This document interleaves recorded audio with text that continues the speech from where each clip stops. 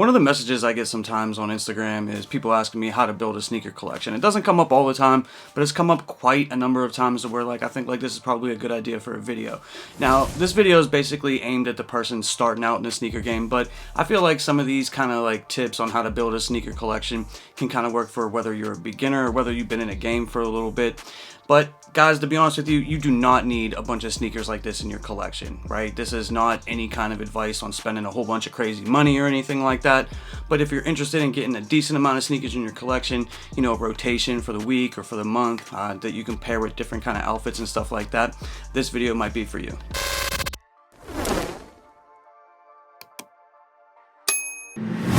Now in this video, I'm mainly just going to be concentrating on Air Jordan sneakers, and that's because I'm an Air Jordan guy, but you can apply some of this information to, Adidas or New Balance or, whatever other brands you might be interested in. But when it comes to Air Jordan sneakers, basically Air Jordan 1 through 14, that's where it's at. That's where people basically like those sneakers the most. When you get to the Air Jordan 15 and above, that's where people kind of start falling off. They're not as popular, but if you do like them, you can pick them up. But basically, the Air Jordan 1 through 14 is where you're going to want to concentrate on. Now, the first thing that you're going to want to do is basically just look at the product line from 1 through 14 and decide what silhouettes you absolutely don't like, right? So for me, it's the Air Jordan 2 and the Air Jordan 10. Those are ones that I'm never going to pick up for the most part. I just really don't like them, and I really don't feel like I need them in my personal collection. Now, there's about 3 different ways I feel like you can go about growing your sneaker collection. Everybody's different on how they go about it. The first way is just going after the up-and-coming releases that are coming out the soonest, right? So, whether it's, on the Nike Sneakers app or whether it's at Finish Line or JD Sports, that you go ahead and you pick up sneakers for retail that are coming out the soonest. So, if it's let's say an Air Jordan 4 that you want to go after and you like the Air Jordan 4 silhouettes, you look at the release calendar and see what's going on with that and when they're releasing it and try to cop them for retail at the time of the release. The second way you can build a sneaker collection, and this one kind of gets a little bit pricey, and I'll talk about that here in a second, is if you like a certain silhouette. Let's say you like the Air Jordan 1 a lot, right? And you just want the original colorways that originally dropped back in 1984. That's going to be your Chicago, your Bread, your Royals, things like that. The only problem with that is that they don't really retro that often, so basically they don't re-release them all the time. So pretty much when they release one, it's another 5 or 10 years before they release them again. So which means you'll have to go out into the resale market, and those original OG colorways are normally pretty expensive. Not all of them, but the real classics that everybody seems to know and love, those ones tend to go for a little bit more out on the resale market. There is a lot of people that have nice sneaker collections that are basically only Air Jordan 1 through 14 in the original colorways that released in whatever year they dropped, right? They do tend to come out with the retros here and there, so you definitely would probably want to pay attention to the release calendar to see if there's any OG colorways and specific silhouettes, in that particular year, right? So that one gets a little bit pricey, but I know a lot of people that have built their collections this way, over time, but they do tend to get pricey. If you want to get something like the Air Jordan 13 Playoffs, which is an OG colorway, that one's gonna probably cost you near retail, but the more hype the silhouette, the more hype the colorway. If you want a Air Jordan 11 Concord, that's going to cost you about $500. So basically, if you have the money to spend on it, you can build your collection that way. But that's probably the most expensive way, but that's what a lot of people tend to go after, is the OGs, and try to build up their collection that way. Sorry to interrupt the video, but I do want you guys to know that I am giving away a pair of Air Jordan 1 Chicago Lost and Founds in your size whenever we hit 10,000 subscribers on the channel. We're really not that far away. I think we can get there pretty quickly, but the faster we get there, the faster we could do the giveaway. So make sure you guys are subbing up to the channel. Make sure you guys share the videos out, let your friends know, because I am giving away a pair of Air Jordan 1 Chicago Lost and Founds when we hit 10,000 subscribers. Now back to the video.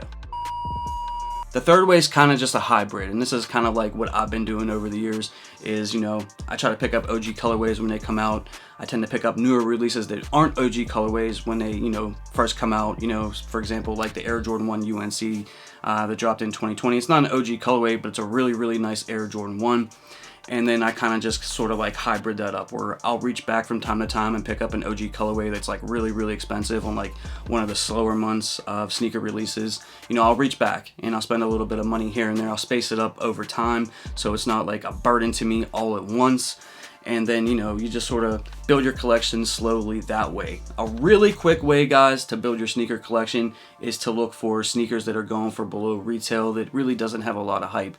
Right now, the sneaker resale market is kind of down, right? So even a lot of the sneakers that were once going for $500 are definitely not going for that much today. You know, 2-3 years ago, a specific sneaker might have been $500, but just because of the way the economy is working and the way that the sneaker resale market is today, if you do want to reach back and pick up a specific colorway and a specific sneaker, it's going for a lot cheaper today than it was, say, like 3 years ago. So, you know, you can build your collections up that way and sort of just hybrid it out. You know, just reach back here and there, pick up the things that are coming out nowadays if you like them and stuff like that.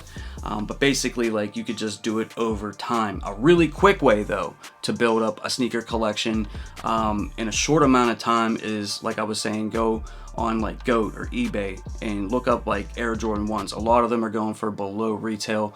So, you know, if you like the Air Jordan 1, people really aren't feeling it the same way they are today, but the Air Jordan 1's a classic. They look great with a lot of things. Air Jordan 1s tend to go and come back over time, right? And they're popular sometimes and then they're not popular other times. But the fact of the matter is the Air Jordan 1 is one of the most classic, iconic, great sneakers that you can add into your collection. And if that's one of the sneakers that you end up really liking and you want to pick up, man, you can go on the resale market right now and find a whole bunch of Air Jordan 1s that are going for below retail. So if I was like a new sneakerhead starting out, that's probably the one place that I would sort of probably put my attention first and sort of just build on it from there. But, you know, if you're not interested in specific like Air Jordan 10s or Air Jordan 2s, right, you can sort of just eliminate those right off top and sort of just focus on the sneakers that you really, really like. You know, if you really like Air Jordan 4s, that's probably right now the most expensive one to get into just because they're popular now. They weren't back in the day, right? Like even 4 or 5 years ago, the Air Jordan 4 used to sit on shelves, man.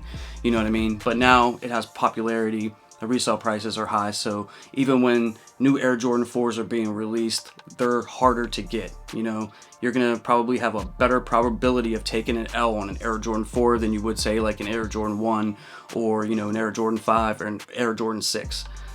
So just keep that in mind, guys. So those are like the 3 basic ways that you could build up your sneaker collection. But I do want to say one more time, nobody really needs all these sneakers, right? Like it does kind of turn into an addiction. So you definitely want to, I don't know, just be careful that you're not overspending, you know, and going into debt for sneakers. It's really not worth it. It's better to kind of just take your time with it, build your collection up over time if that's something that you want to do, you know, so that you can get different colorways, so you can match different outfits and stuff like that. But basically, that's the 3 ways that you could do it. And if you have any other ways, you know, you can let me know down in the comment section below. Some people do trade sneakers and stuff like that, but I find that that's a lot of headache for basically people trying to take advantage of the next person, right? Everybody wants to win the trade, so I don't really feel like trades are the way to go. You're basically just going to want to spend money, you know, on sneakers for retail or close to retail as possible, unless it's like a grail or something that you absolutely positively have to have and you don't mind spending the money on it. But once again, guys, no one needs 150 sneakers or 200 sneakers, right?